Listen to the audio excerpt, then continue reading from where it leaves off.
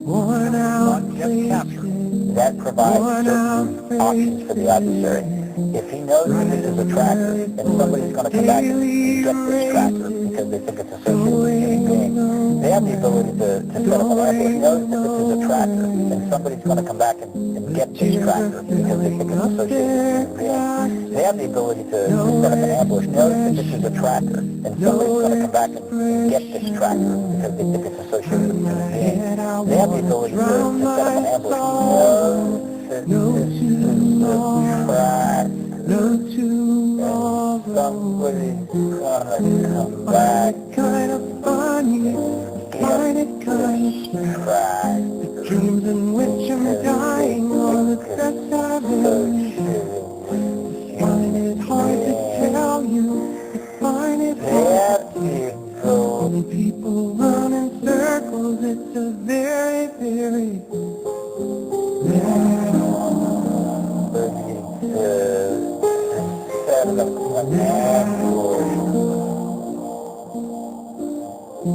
children waiting for the day they feel good, happy birthday. Don't believe that every service member should have them. Some don't because of the risks we talk about, but others say if they can deal with the cost, pay for it, it is worth it not only to find the truth, but to be able to tell friendlies from enemies on the battlefield. Like reporting for Sunday High School.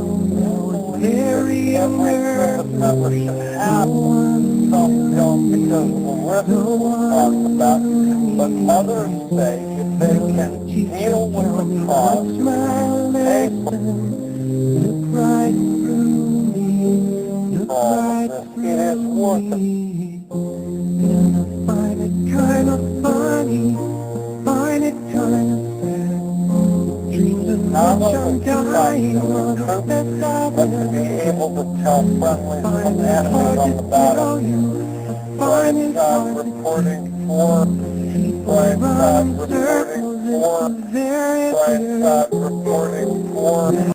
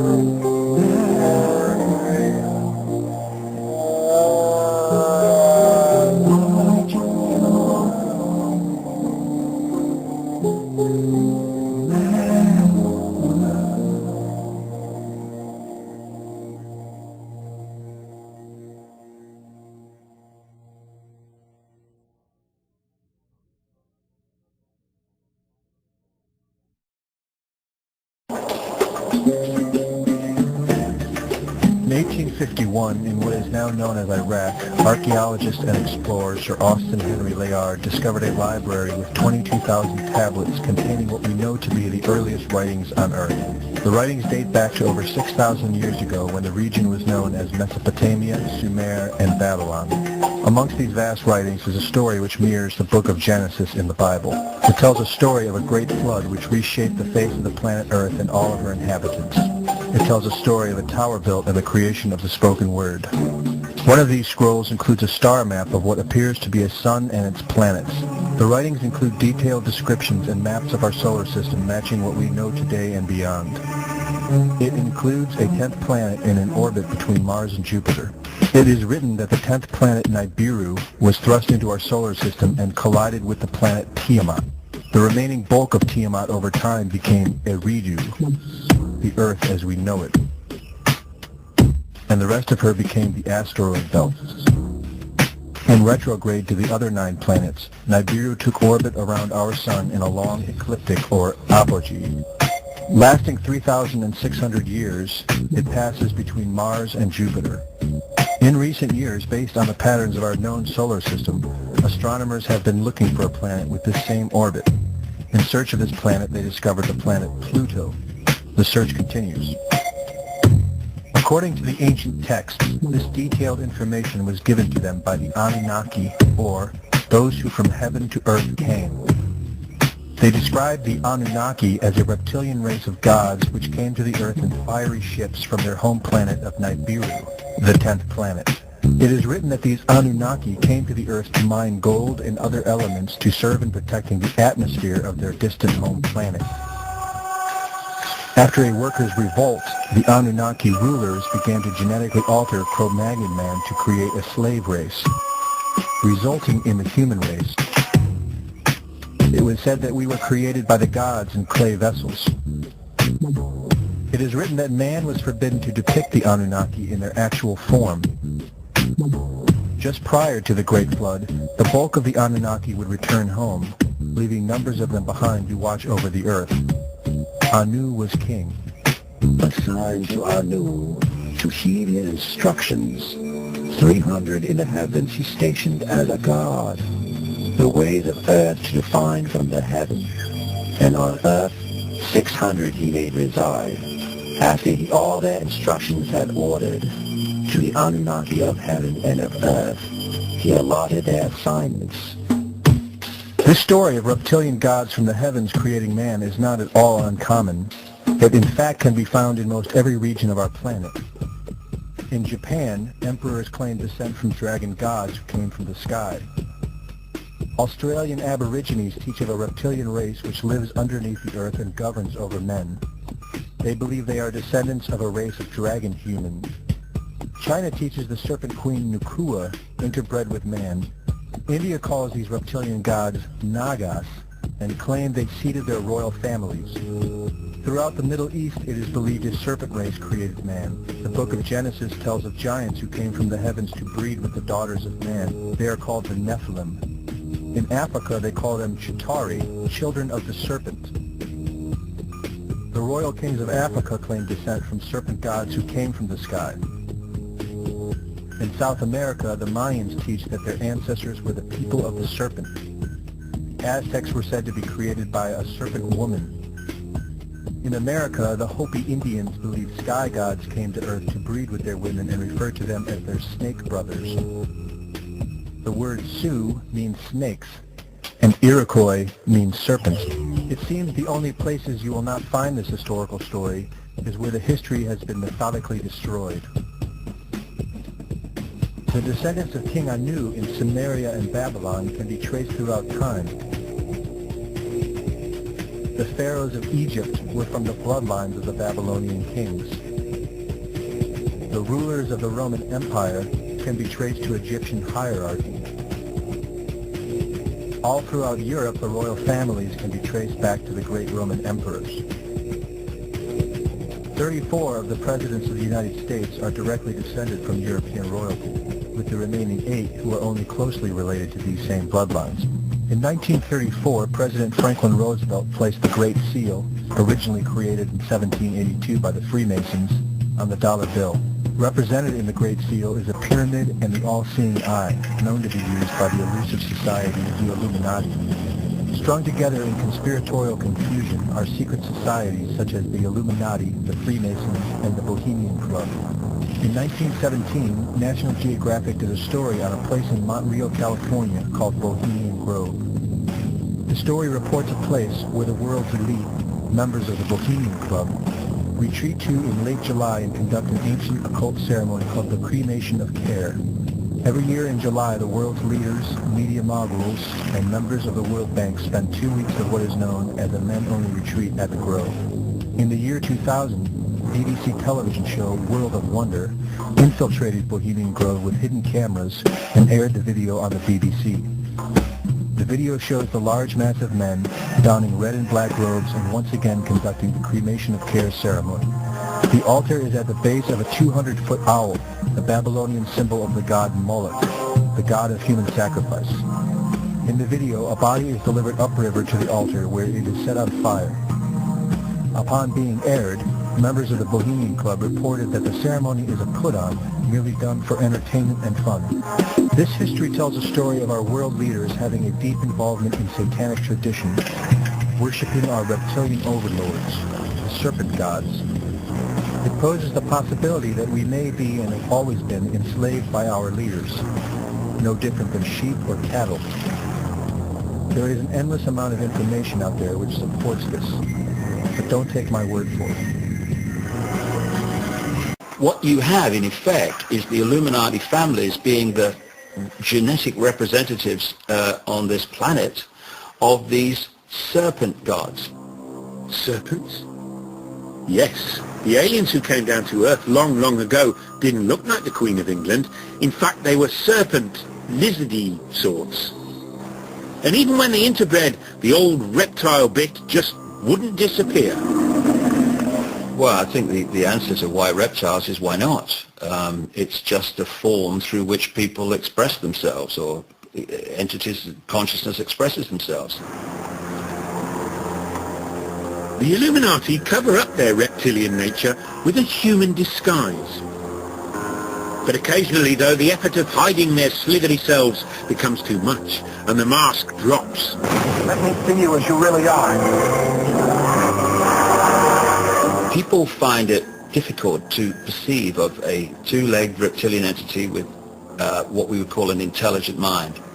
But I have talked to hundreds and hundreds of people all over the world. I've been to more than 40 countries researching this, who have told me the same basic recurring story of seeing people, often in positions of power, but not always, change from a human into a reptilian form and then go back again. Sometimes it's for a few seconds, sometimes it's for longer.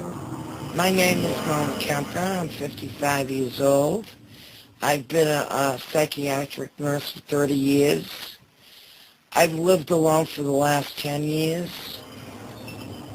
12 years ago, Mona had her first reptilian experience. In 1994, a reptoid appeared in my living room. 6'3", thin waist, giant muscular legs. This being could kill 5 men with a swat. I was asleep because I worked a night shift. And I woke up, and mere inches in front of my face, there he was. And I was really freaked out. I stood up in my bed screaming. He appeared to me for 6 seconds. And I was standing up in my bed screaming, and he vanished. And I just sat down in my bed, and I started laughing hysterically. It wasn't because I thought it was funny. I was just hysterical. I didn't know who to call. I thought even my own mother would not believe this, you know. So what's going on? Has Mona seen a reptoid alien, or does she just think she has? Or did the books she read by Ike play their part? I mean, I don't believe everything I read. I take it all in and try to make my own decisions. But David Icke's on the money. And I don't even know David Icke. I'm just telling you, I'm glad this man is gaining momentum in this country. Monumental struggle of good versus evil. But good will prevail. So closest have to be the dead. Homeless people in need of food and medicine.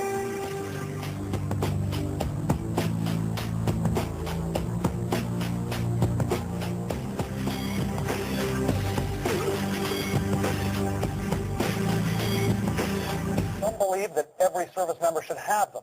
Some believe that every service member should have them.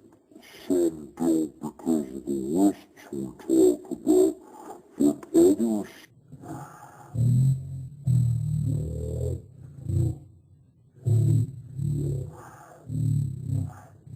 members should have them. Some don't because of the risks we talk about, but others say if they can deal with the cost and pay for all of this, it is worth it not only to track missing troops, but to be able to tell friendlies from enemies on the battlefield.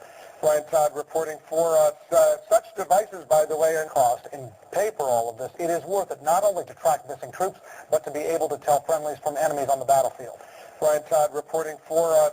Such devices, by the way, are not...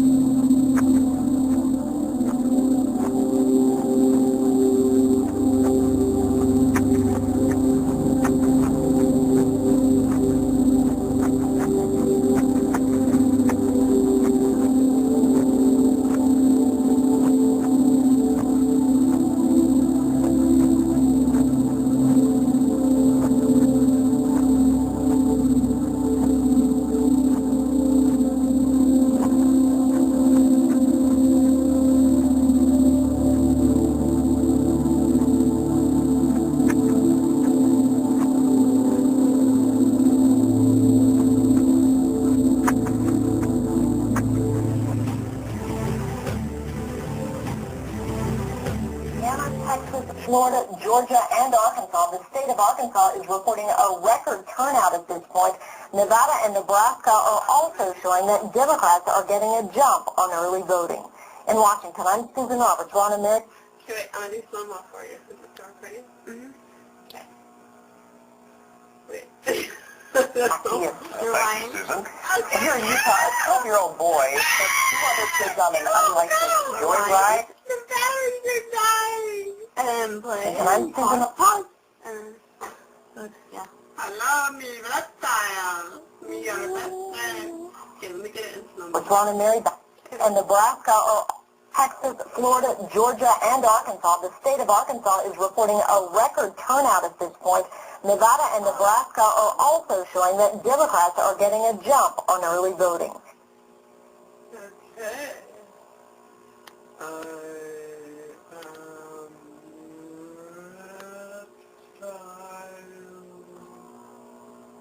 They broke it because they're like, don't focus in on that. Because there was There's no hanky-panky whatsoever going on.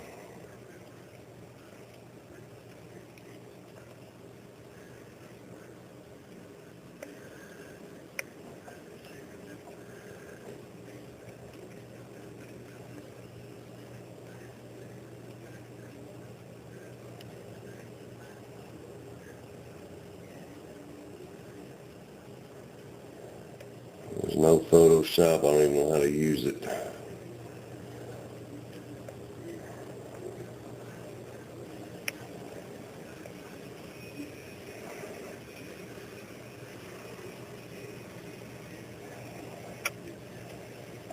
That's just a pause from CNN.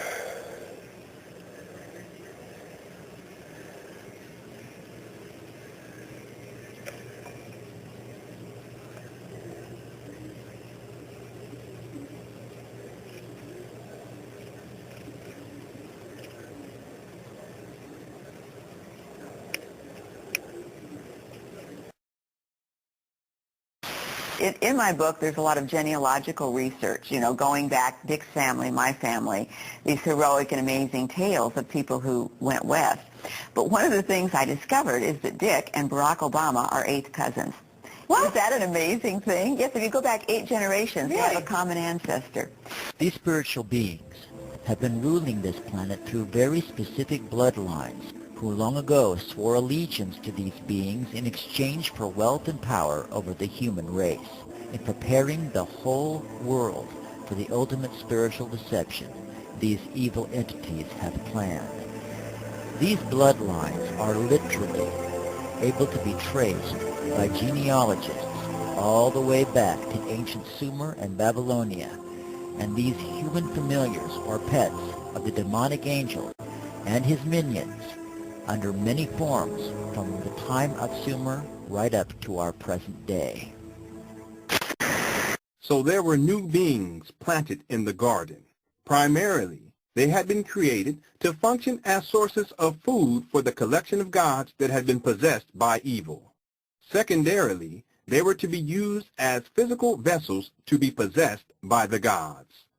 Once possessed, they would be used to carry out evil's plan to spread death and destruction on earth. Incest was practiced by ancient Egyptian royalty. Mothers married sons and brothers married sisters to keep the power and the money all in the family. Like their pharaonic ancestors, the British monarchy have a long history of incestuous inbreeding.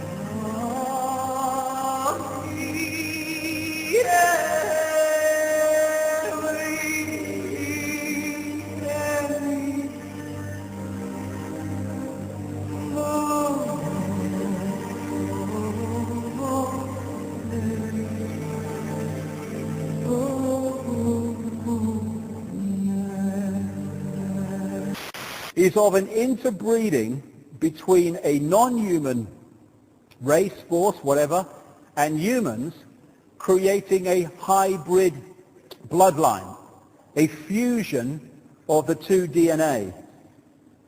Even in Genesis, we have one version of this, but you find this all over the world, in every culture.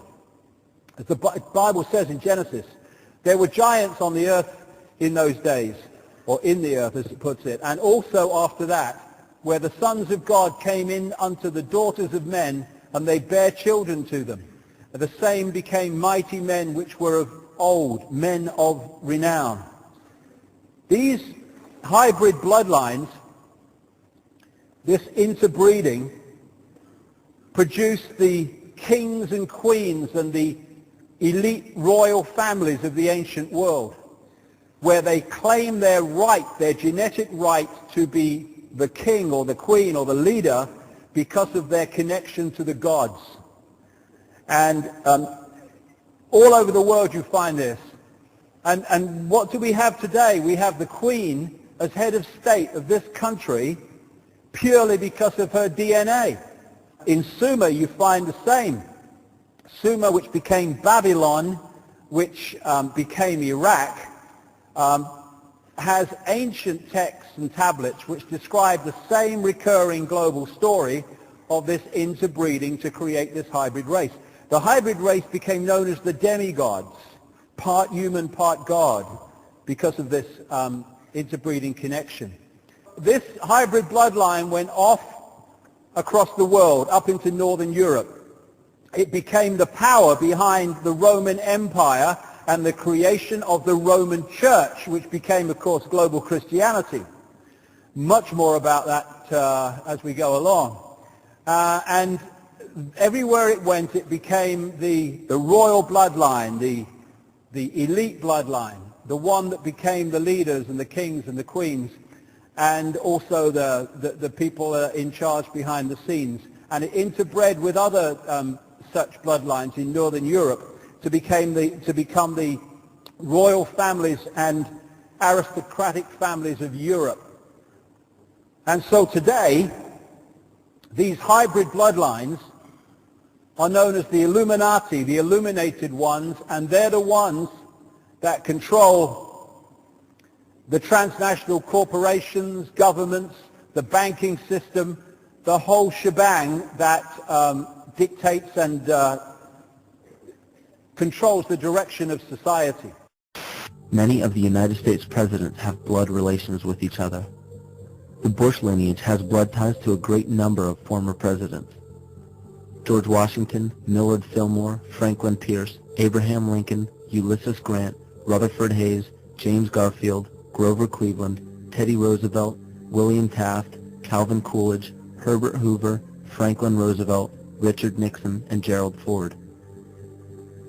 Michael Tessarion points out in his work that Bush is closely related to every European monarch on and off the throne, and has kinship with every member of Britain's royal family. Bush's family tree can be documented as far back as the early 15th century. He has a direct descent from Henry III and from Henry VIII's sister Mary Tudor. He is also descended from Charles II of England. And we also find that George W. Bush is a direct descendant of Godfrey de Bouillon. Godfrey was the first king of Jerusalem after he recaptured it from the Saracens, which was the name for the Islamic faith during the Middle Ages. It is interesting to note that the current occupation of the United States in the Middle East was re-established by the same family, George Bush Sr. in 1991, and again by George Bush Jr. in 2003. George Bush Jr. has been found to be a cousin to both opposing candidates of his 2 terms in office, Al Gore and John Kerry. Democratic President Barack Obama also has blood ties with George W. Bush, as well as Gerald Ford, Lyndon Johnson, Harry Truman, James Madison, and the British Prime Minister Sir Winston Churchill. On the opposing side of the 2008 presidential ballot, John McCain is descended from Robert the Bruce, King William I of Scotland, and also Godfrey de Bouillon. Let me take you through this, branch by branch. The 101st Airborne Division, Air Assault. Vice President Dick Cheney, the man who's only a heartbeat away from the presidency, is actually a blood relation. He's President Bush's ninth cousin once removed. Cheney's cousin Barack Obama is also Bush's 11th cousin and the ninth cousin of Brad Pitt. But we're only just getting started. President Lincoln was President Bush's 7th cousin 5 times removed, and Bush shared more than just a ballot with John Kerry. That's right, they're ninth cousins twice removed. There's also royalty in the Bush bloodline. Princess Diana was Bush's 11th cousin twice removed. And then there's this bombshell. Happy birthday, Mr. President. Sure, she may have been singing to JFK, but what about GWB? He is, after all, her ninth cousin 3 times removed. He's also related to Playboy founder Hugh Hefner, even Pocahontas, and Vlad the Impaler. Trace the family tree far enough, and you get Madonna, Celine Dion, and Tom Hanks.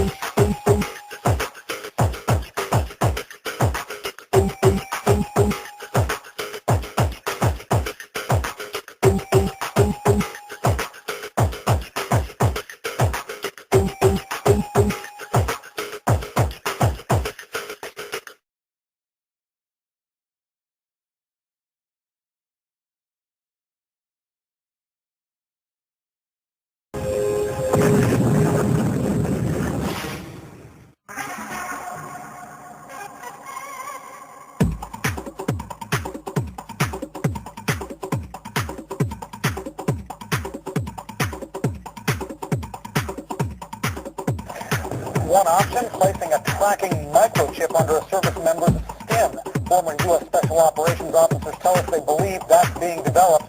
Current military officials won't comment on that, Wolf. Yeah, what about the cost, Ryan? Is that at all a consideration? It's a big consideration. Just about every former officer I spoke with says the cost of outfitting each combat troop with a tracking device is one of the main reasons they don't have them right now.